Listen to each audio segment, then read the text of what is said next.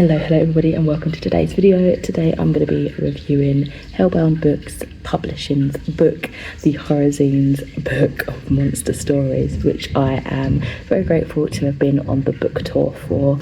I think I was on the book tour around the end of February, but I finished it in completion at the very start of March. So thank you very much to Hellbound Books and to Henry Roy PR for providing me with a digital copy of the book and a spot on the blog tour.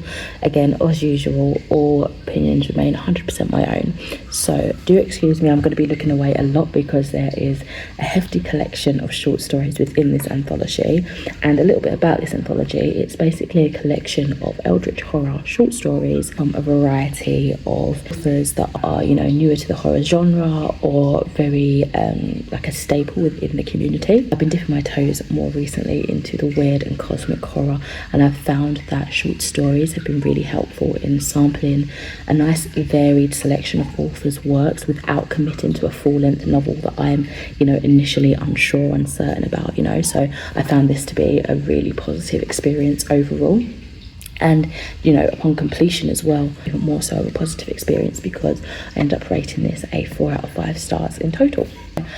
I am literally going to whiz through all the stories. This might be boring for some of you. It might be helpful to kind of get a general ratio on who to look out for, but honestly it's kind of just a nice video documentation because I don't always want to go back and read through my reviews. Sometimes I just want to chuck on a video 2-speed, and if I've got this I can see easier and hear easier what author stood out to me when I'm looking to travel some more within the subgenre. So, kicking it off, See Me by Terry Grimwood. This was an excellent entrance to this collection.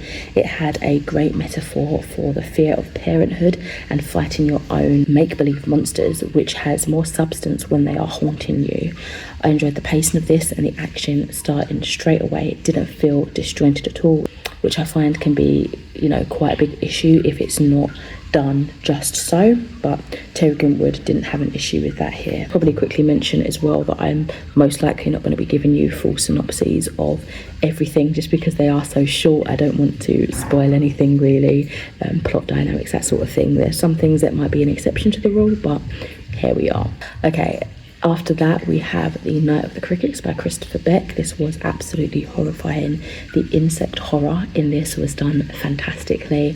I was worried about the direction of the cat, especially as it's the same breed as my cat, which made it even more personal. And, I didn't want to hear about anything dying or getting eaten or whatever, but thankfully it did skim over the more detailed parts of what was to come in that particular scene. If any of you have that sort of worry, I know animal deaths in any kind of media is a straight away no-go for a lot of people, which is crazy because I know a lot of people can happily, without batting an eyelid, read about the decapitation of a human being, but as soon as animals are involved, it's a no-go, and I am most likely one of those people.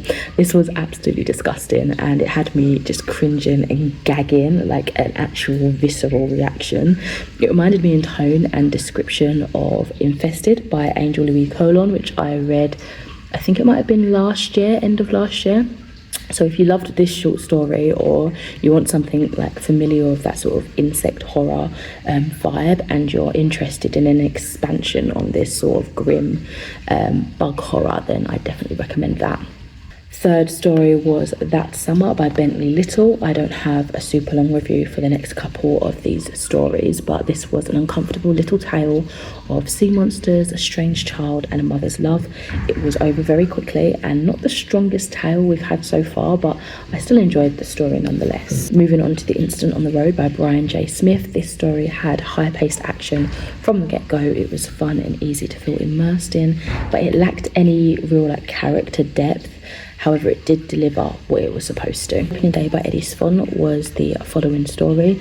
This was terrifying and gory. The depths of the sea have always fascinated and terrified me in equal measure.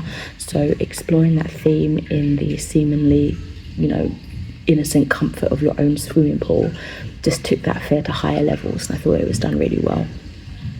What Lurks Within by Tyler John Kashiki. This, unfortunately, fell flat for me.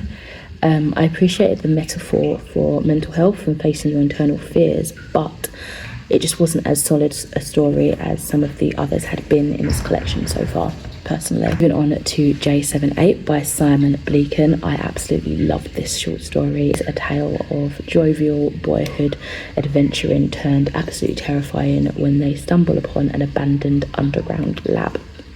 What initially seems like a fun discovery quickly sours as the state of the lab looks as if terrible violence and horrors has happened, and the culprit may still be lurking in the shadows. The emphasis on being trapped underground in the dark was encapsulated so well within this story. It just made me scared to breathe for fear that something was just behind me, and I was cringing at all the hurried and whispered talks between the brothers when they realised that they were in imminent danger and threat, because I just knew any sound would echo and alert whatever was waiting for them, and my heart just exhilarated. The heart rate just spiked so much. It was such a good short story.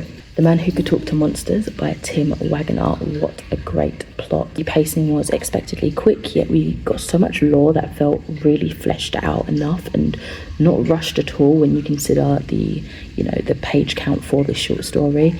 I would have loved a longer form version of this. I found it uncanny at 3 unusual, I would say, names of my partner and his relatives were used in this short story, and yeah, that really creeped me out. Again, like the cat thing earlier, it was like it made it too personal, which added to that fear factor.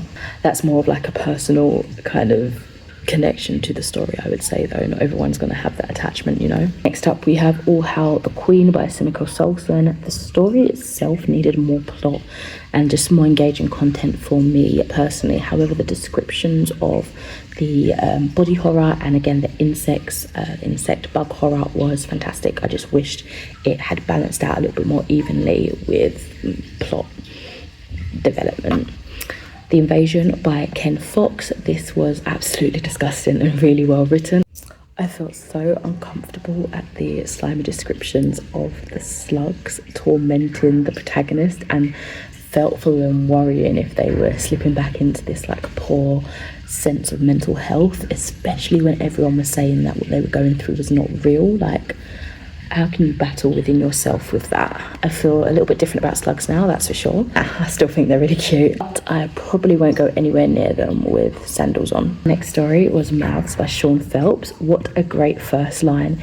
It was a great inkling into, a sense of idea of what was to come, drawing me straight into the story itself. This one sort of reminded me of the smiling lady from Scary Stories to Tell in the Dark, with some of the descriptions of our main character Milo, his wife.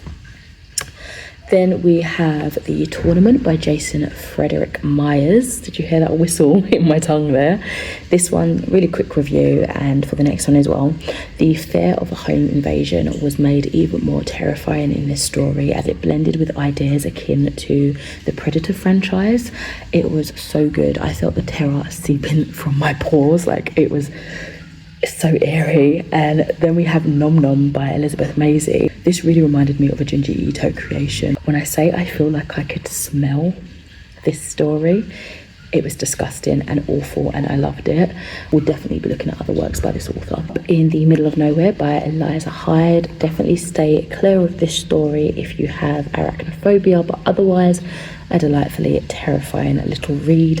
One of those stories you think, yeah, he got what he deserved, but then realise how awful the punishment and torment in this story was, and you think, yeah, you're probably an awful person for thinking that, Following that was All Alone by J.A. Heath. This story gave me the creeps straight away, very similar in tone and sort of idea to Doctor Who's Christmas episode with the mannequins. Something that lives in all of our subconsciousness and probably started our rational fear, or at least unease, to these human-like lifeless models. The story was fantastic. It captured this airy and unsettling atmosphere perfectly. I love the sense that it was taking place all at night time, like with, very isolated feeling. There was no other people around.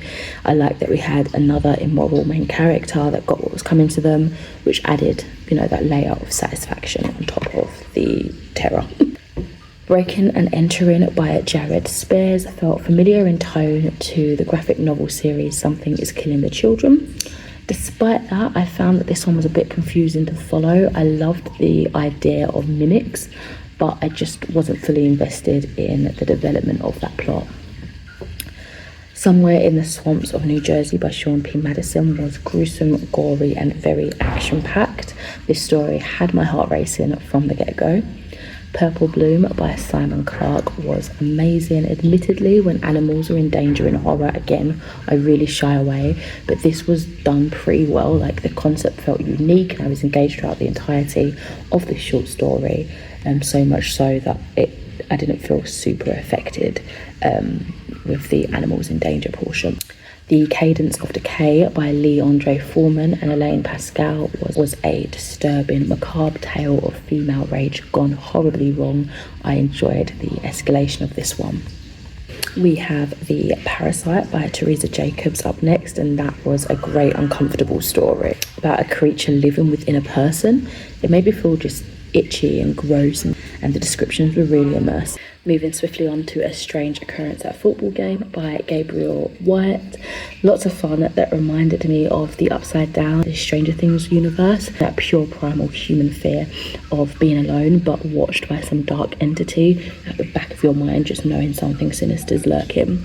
This developed into more darkness than I was expecting, and I would have loved to have had more of an opportunity for an expansion of this particular story. So very much enjoyed that one. Red Spider by Chris Allen. This was such a frightening reflection of how it might be to live with arachnophobia. It was super scary how real all of this felt for our main character, so I definitely sympathised with that. The Grudger by Christopher Sweet was a fun middle grade feeling type of horror. The sibling teasing was realistic, and the Summers Away at Grandad's was great to read about and very nostalgic in tone. The monster felt unique, and the story was a lot of fun overall, kind of like Goosebumps in vibes with the nostalgia and middle grade sort of vibes. And then we had A Mother's Love by Chris McCauley. This was a gory, fantastic story akin to classic creature features, which made me think of the Jeff Goldblum movie The Fly. And realising that I quite enjoy the niche of like a scientific study gone horribly wrong, or someone responsible, gone slack on their duties, leading to an escape of something otherworldly and dangerous, being exposed to the outside elements and civilization. So yeah, this took those themes and explored that really well. His Majesty's Revenge by Donna J. W. Monroe was beautiful. I didn't know what to expect from the title alone, but the nature magic and the lore of it all was fascinating. Again, would love a full story inspired by this. The Scarecrow by Kieran Meeks had spooky vibes, which were executed perfectly in this short story. It was very akin to Scary Stories to Tell in the Dark. Harold's Tale, Spider by Dan Allen. The spider theme to this story was a lot of fun, but it's hard not to compare this to the other story that centers around fear of spiders in this collection, which felt like it just had more depth and had a message of awareness to the phobia rather than what this did. But nevertheless, this was a lot of fun still, with a short burst of heart-pumping terror. Following on from that, there was The Terror of Swedetown by Trish Wilson. I need to read more troll-inspired stories and folklore, especially in the horror niche, because this was absolutely great. I've seen a few Troll Hunter movies that have been good fun, but it's strange that I don't frequently stumble onto more stories in the written form within this subject matter. Trish's story had a nice sprinkling of mythology and action to it as well. Following on from that, there was The Monster Who Bled Memories by Bruce Memblett. First of all, what a fantastic title. I think that would have gripped me straight away if it was its own book. Very eye-catching title. I like this version of Purgatory that the story kind of went with for its theme, but unfortunately with this short story I wasn't as connected to the story as I was expecting to be, especially with so much excitement over what the title could mean and initial interest. The last two stories within this collection, Where the Water Flows by Dean H. Wilde, was an airy and sinister story following very unlikable characters. I think because I didn't enjoy the characters' personalities, it distanced myself from the story as a whole, so I can't really say that I fully enjoyed the experience reading that one. And then lastly, The Golem by Jeannie Rector. Suspicions were confirmed at how Frankenstein-esque this felt in tone, with the authored note mentioning about it. It was a slower build-up of enjoyment for me, but once we began to battle with the rights and wrongs of fighting evil with evil, I was very intrigued, and I had an interesting experience reading it and kind of seeing the outcome of the story. Overall, this collection had a lot of hits rather than misses, and so many felt absolutely chilling, terrifying. I thoroughly enjoyed my time reading through this anthology as a whole, and will be keeping my eye out on some of the authors that I particularly enjoyed in the future. So let me know if you guys have read this or any of the other Horror Zines books. I think they've done a couple of ghost ones and other things, like other themed paranormal ones. I'd be interested in checking out another one for sure. But anyway, thank you so much for watching, and I shall catch you in another video soon. Bye.